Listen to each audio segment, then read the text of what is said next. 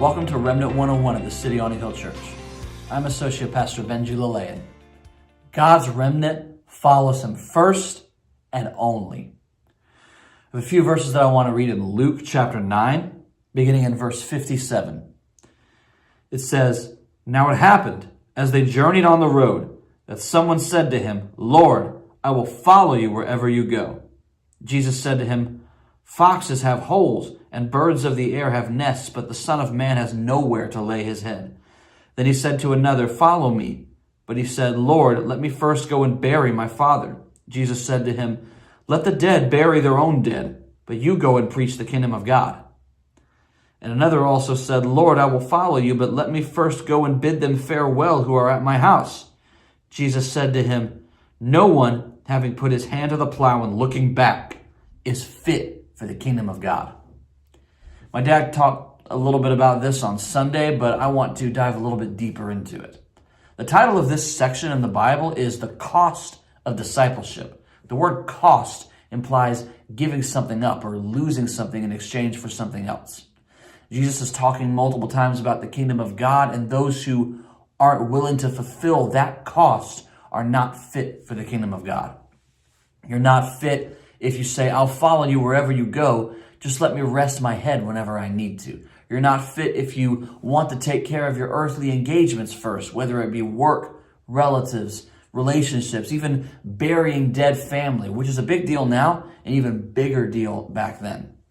You read when Jesus said things like, "Let the dead bury their own dead." But if you were to go up to somebody and say, "Forget about what you have to do at work, or what family members are counting on you for this, or even attending your own relative's funeral, because you need to follow Jesus now, or you're not fit for the kingdom of God," the response you would get would be something like, "Jesus isn't like that. The Jesus that I know gets us." They'd be looking from an earthly and a societal standpoint, thinking things like, "How is that fair? God blessed me with this family, and God blessed me with this job." Or, "It would make me look terrible to not be there for the burial of my relative. All of a sudden, if I'm not willing to give up all of this instantly, I'm not fit for the kingdom of God." They'd be saying things like that. But wait, there's more. He also said that you're unfit if you even take the time to bid farewell.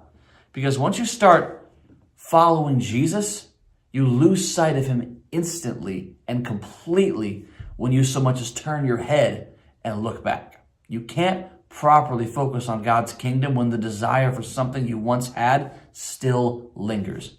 Remember that God's kingdom needs diligent and focused workers.